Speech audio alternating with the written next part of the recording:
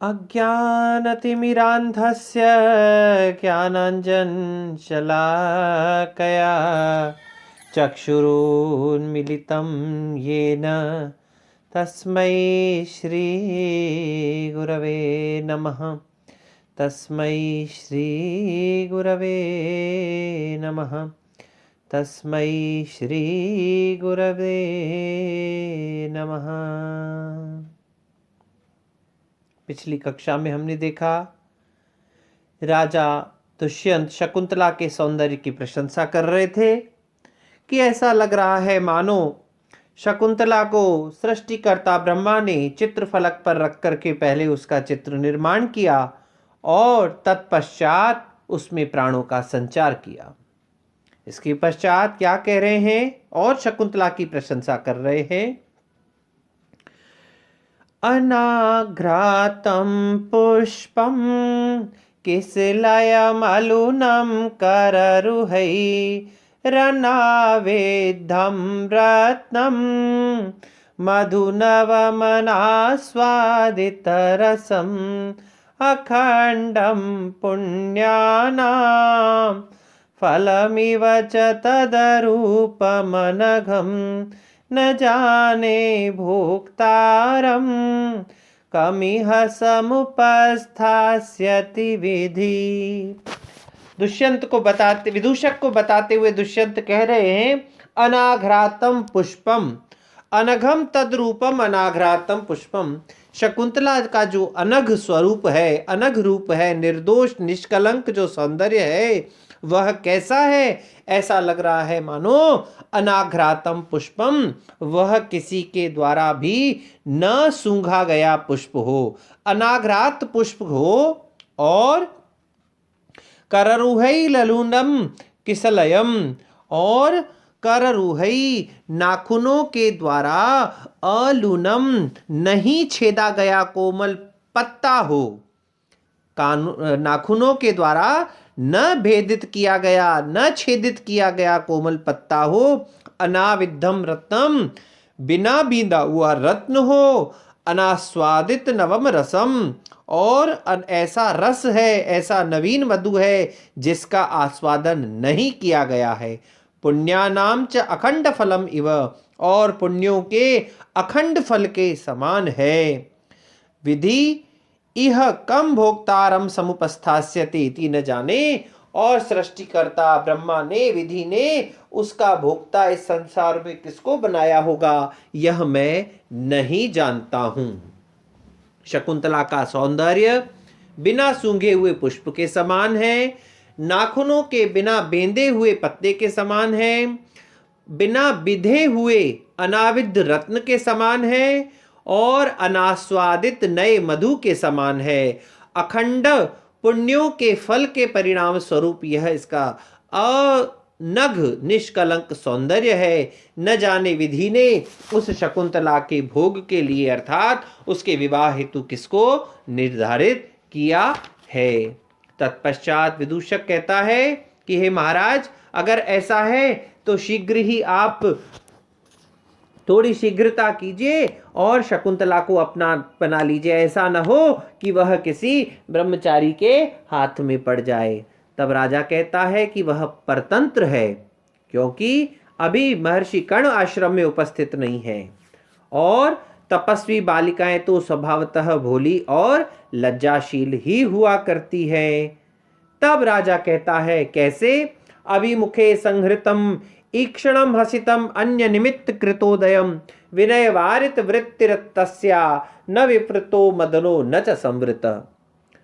मई अभिमुखे ईक्षणम संहृतम, मेरे द्वारा सामने देखने पर, मई अभिमुखे मेरे सामने पड़ जाने पर, ईक्षणम संहृतम वह अपनी दृष्टि को हटा लेती है। जब मैं उसके सामने आ जाता हूं या मैं सामने से देखता हूं तब वह अपनी दृष्टि को हटा लेती है। अन्य निमित्त कथोदयम हसितम, और अन्य बातों के बहाने से, अन्य निमित्त, अन्य किसी निमित्त के कारण से वह हंसने लग जाती है। अतः तया विनय वारित वृत्ति, इसीलिए उसकी विनय के कारण, शालीनता के कारण उसने अपनी प्रवृत्ति को रोक लिया है। ऐसे में उसके मदन, उसका जो काम है, उसका जो प्रेम है, न विवृतः न च संवृतः, न तो उसने अपने इस प्रेम के भाव को मेरे सामने प्रकट किया है और न ही मुझसे छुपाया है। शकुंतला ने अपने प्रेम को विभिन्न मार्गों से, विभिन्न प्रकार की चेष्टाओं से कुछ कुछ प्रकट भी किया है और कुछ कुछ छिपाया भी है।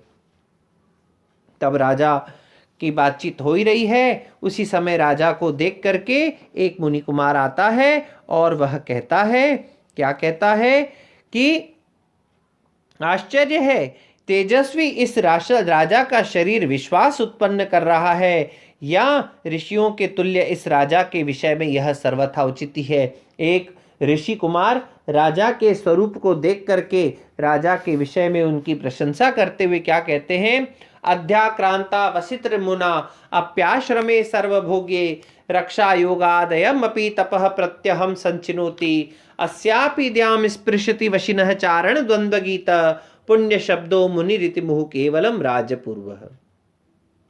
क्या कह रहा है, अध्याक्रांता अमुना अपि सर्वभोग्ये आश्रमे वसति अध्याक्रांता। यह राजा सभी के द्वारा सेवित आश्रम, गृहस्थ आश्रम में निवास कर रहा है, सबके आश्रय के योग्य गृहस्थ आश्रम में निवास करता है। सर्वभोग्ये आश्रमे वसति, यह राजा सभी के द्वारा आश्रय दिए जाने वाले गृहस्थ आश्रम में निवास करता है। रक्षा योगात अयम अपि तपः प्रत्यहम संचिनोति, और रक्षा के योग से अर्थात प्रजाओं की रक्षा करने के योग से यह प्रतिदिन तपः संचिनोति, तपस्या का संचरण कर रहा है, संकलन कर रहा है, तपस्या का संचय कर रहा है। वशिनः अस्य अपि केवलम राजपूर्वः पुण्य मुनि इति शब्दः चारण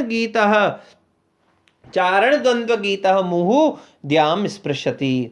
और इंद्रियों को वश में रखने वाले, वशिनः अस्य, इंद्रियों को वश में रखने वाले इस राजा का, राजपूर्वः पुण्य मुनि, इस राजर्षि का, राजपूर्वक पावन ऋषि अर्थात राजर्षि का यह शब्द चारण द्वंद्वों के द्वारा, चारण युगल के द्वारा गाया जाता हुआ बार बार स्वर्ग को स्पर्श कर रहा है।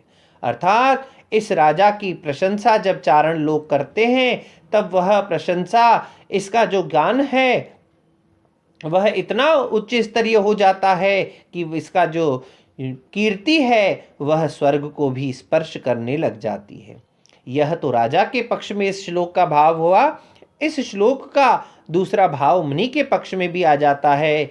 यह मुनि सभी विद्यार्थियों के द्वारा आश्रय ग्रहण करने योग्य आश्रम में निवास करता है और रक्षा योगात अयम अपि तपः, शरीर की रक्षा और धर्म की रक्षा करते हुए यह भी उस योग के द्वारा, अष्टांग योग के द्वारा प्रतिदिन यह तपस्या को संचय कर रहा है।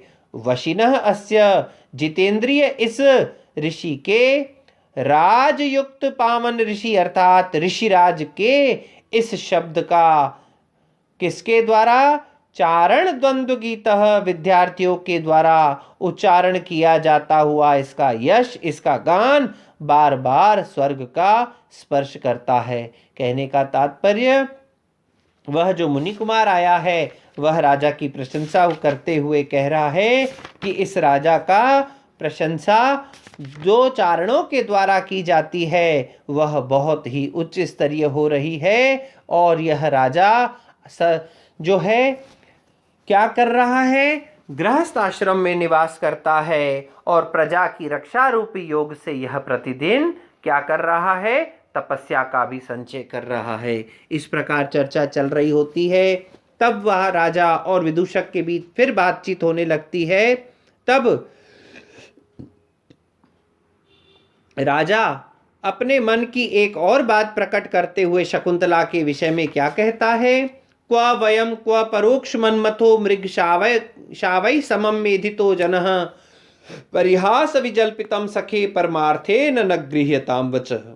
हे सखी, हे मेरे मित्र, हे विदूषक, वयम क्व, कहाँ तो हम लोग, मृग शावई समम वेदितः, और कहाँ मृग छौनों के साथ, मृग के बच्चों के साथ खेलने वाला यह जन अर्थात शकुंतला परोक्ष मनमत हो, जो कि काम भाव से सर्वथा अपरिचित है।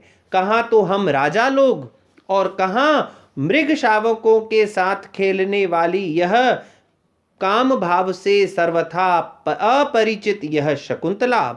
हे मित्र, हास परिहास परिहास विजल्पितम सखे, हे मित्र, हास परिहास में कही गई तुम इन बातों को जरा भी परमार्थे न गृह्यताम, जरा भी तुम सच मत स्वीकार कर लेना।